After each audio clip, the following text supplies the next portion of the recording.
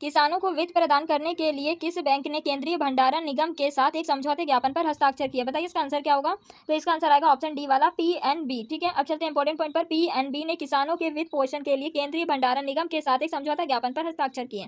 अब चलते हैं अपने नेक्स्ट क्वेश्चन पर। किस देश में 25 वर्षों में पहली बार महिलाओं के लिए सैन्य सेवा खोली है? बताइए इसका आंसर क्या आएगा। तो इसका आंसर आएगा ऑप्शन आर वाला कोलंबिया। इंपॉर्टेंट पॉइंट, कोलंबिया ने 25 वर्षों में पहली बार महिलाओं के लिए सैन्य सेवा खोली है। ठीक है, अब चलते हैं अपने नेक्स्ट क्वेश्चन पर। किस देश ने टोरोपेक्स 2023 नामक प्रमुख परिचालन स्तर का अभ्यास किया है? बताइए इसका आंसर क्या होगा। तो इसका आंसर आएगा भारत, डी वाला। अब चलते हैं इंपॉर्टेंट पॉइंट पर। भारत में टोपेक्स 2023 नामक एक प्रमुख परिचालन स्तर का अभ्यास किया है।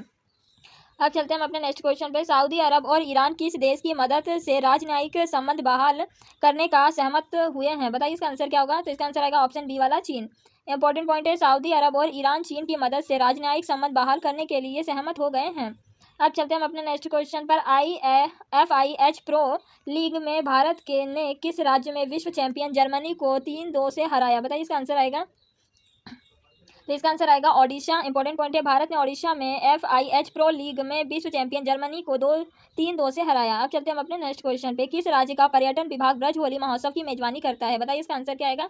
तो इसका आंसर आएगा हमारा ऑप्शन सी वाला राजस्थान। इंपॉर्टेंट पॉइंट है, ब्रज होली महोत्सव राजस्थान के पर्यटन विभाग में आयोजित किया जाता है। अब चलते हैं हम अपने नेक्स्ट क्वेश्चन पे। As good as my word पुस्तक किसने लिखी है? बताइए इसका आंसर क्या आएगा। तो इसका आंसर आएगा ऑप्शन डी वाला AK चंद्रशेखर। ठीक है, इंपॉर्टेंट पॉइंट देख लेते हैं। As good as my word KM Chandrashekhar द्वारा लिखा गया है, जिन्होंने पहले 2007 से 11 तक कैबिनेट सचिव के रूप में कार्य किया था। अब चलते हैं हम अपने नेक्स्ट क्वेश्चन पर। भारतीय अंतरिक्ष अनुसंधान संगठन इसरो द्वारा एकत्रित आंकड़ों के आधार पर किस शहरों में भूखनन का सबसे अधिक खतरा है? बताइए इसका आंसर क्या आएगा। तो इसका आंसर आएगा ऑप्शन सी वाला रुद्रप्रयाग और टिहरी गढ़वाल। इंपॉर्टेंट पॉइंट है, इसरो द्वारा एकत्रित किए गए आंकड़ों के मुताबिक रुद्रप्रयाग और टिहरी गढ़वाल में भूखनन के सबसे ज़्यादा खतरा है और पिछले 2 दशकों में भूखनन की सबसे ज़्यादा घटनाएं देखी गई हैं। ठीक है, अब चलते हैं हम अपने नेक्स्ट क्वेश्चन पर।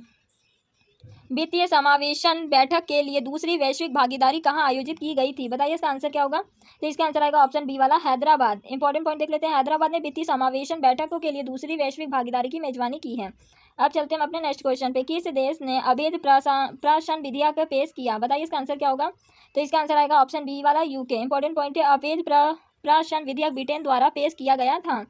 अब चलते हैं अपने नेक्स्ट क्वेश्चन पर। शिवपुरी के माधव राष्ट्रीय उद्यान में बाघ पुनर्वास परियोजना के तहत किस राज्य में 2 बाघों को छोड़ा? बताइए इसका आंसर क्या होगा। तो इसका आंसर आएगा ऑप्शन हमारा आर वाला मध्य प्रदेश। इंपॉर्टेंट पॉइंट देख लेते हैं, मध्य प्रदेश ने शिवपुरी के माधव राष्ट्रीय उद्यान में बाघ पुनर्वास परियोजना के तहत 2 बाघ छोड़े हैं। अब चलते हैं अपने नेक्स्ट क्वेश्चन पे। मुंडक उपनिषद द गेटवे टू इंटरनिटी पुस्तक के लेखक कौन है? बताइए इसका आंसर क्या होगा। तो इसका आंसर आएगा ऑप्शन सी वाला करण सिंह। अब इंपॉर्टेंट पॉइंट चलते हैं, डॉक्टर करण सिंह ने मुंडका उपनिषद द गेटवे टू इंटरनिटी पुस्तक लिखी, जिसे हाल ही में उपराष्ट्रपति जगदीप धनखड़ ने जारी किया था। ठीक है, अब चलते हैं हम अपने नेक्स्ट क्वेश्चन पर। किस देश ने पानी के नीचे एंटी सबमरीन फायरवेयर रॉकेट RGB 60 के लिए पहला पूरी तरह से स्वदेशी फ्यूज YDB 60 सफलतापूर्वक विकसित किया है? बताइए इसका आंसर क्या आएगा। तो इसका आंसर आएगा ऑप्शन आर वाला भारत। इंपॉर्टेंट पॉइंट है, भारतीय नौसेना ने रक्षा क्षेत्र में मेक इन इंडियन पहल के लिए एक महत्वपूर्ण उपलब्धि पानी के नीचे पनडुब्बी रोधी युद्धक रॉकेट RGB 60 के लिए पहली पूर्ण स्वदेशी फ्यूज YDB 60 सफलतापूर्वक विकसित की है। अब चलते हैं हम अपने नेक्स्ट क्वेश्चन पर। हिंदुस्तान यूनिलीवर लिमिटेड HUL के नए प्रबंध निर्देशक और CEO के रूप में किसे नियुक्त किया गया है? बताइए इसका आंसर क्या होगा। तो इसका आंसर होगा ऑप्शन बी वाला रोहित जाबा। इंपॉर्टेंट पॉइंट है, रोहित जाबा 27 जून 2023 में हिंदुस्तान यूनिलीवर लिमिटेड HUL के नए प्रबंध निर्देशक और CEO के रूप में कार्यभार संभालेंगे। ठीक है, अब चलते हैं हम अपने नेक्स्ट क्वेश्चन पे। ग्रामीण ऋण उत्पादकों की पेशकश करने के लिए किस बैंक ने ITC के साथ भागीदारी की है? बताइए इसका आंसर क्या होगा। तो इसका आंसर आएगा ऑप्शन बी वाला एक्सिस बैंक। इंपॉर्टेंट पॉइंट है, एक्सिस बैंक ने भारतीय ऋण उत्पादकों की पेशकश के लिए ITC के साथ भागीदारी की है। अब चलते हैं हम अपने नेक्स्ट क्वेश्चन पर। भारत के किस राज्य में पहली बार दुर्लभ पतंगे की प्रजाति माईमुसेमिया सिलोनिका देखी गई है? बताइए इसका आंसर क्या होगा।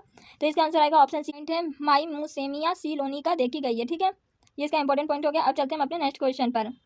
कौन सी संस्था फाइंड एक्स रिपोर्ट जारी करती है? बताइए इसका आंसर क्या होगा। तो इसका आंसर आएगा ऑप्शन बी वाला विश्व बैंक। इंपॉर्टेंट पॉइंट है, फाइंड एक्स रिपोर्ट विश्व बैंक द्वारा जारी की जाती है और नवीनतम रिकॉर्ड फाइंड एक्स रिपोर्ट 2021 इस बात पर प्रकाश डालती है कि वैश्विक स्तर पर लगभग 1/3 वार्षिकों की अभी भी औपचारिक वित्तीय सेवाओं तक पहुँच नहीं है। ठीक है, अब चलते हैं हम अपने नेक्स्ट क्वेश्चन पर। चुनाव प्रक्रिया के बारे में जागरूकता पैदा करने के लिए CEC और CECI के सदस्यों द्वारा वोट फर्स्ट 2023 का उद्घाटन कहाँ किया गया था? बताइए इसका आंसर क्या होगा? तो इसका आंसर आएगा ऑप्शन डी वाला बेंगलोर। इंपॉर्टेंट पॉइंट है, चुनाव प्रक्रिया के बारे में जागरूकता पैदा करने के लिए बेंगलोर में CEC और CECI के सदस्यों द्वारा बोट फेस्ट 2023 का उद्घाटन किया गया। अब चलते हैं हम अपने नेक्स्ट क्वेश्चन पर। किस देश ने सऊदी नागरिकों के लिए ई वीज़ा सेवाओं को बहाल किया जिसे कोविड-19 महामारी के साथ निलंबित कर दिया गया था? बताइए इसका आंसर क्या होगा? तो इसका आंसर आएगा ऑप्शन सी वाला भारत। इंपॉर्टेंट पॉइंट है, भारत ने सऊदी नागरिकों के लिए ई वीज़ा सेवाओं की बहाली की घोषणा की जिसे कोविड-19 की महामारी के कारण निलंबित कर दिया गया था। ठीक है, अब चलते हैं हम अपने नेक्स्ट क्वेश्चन पर।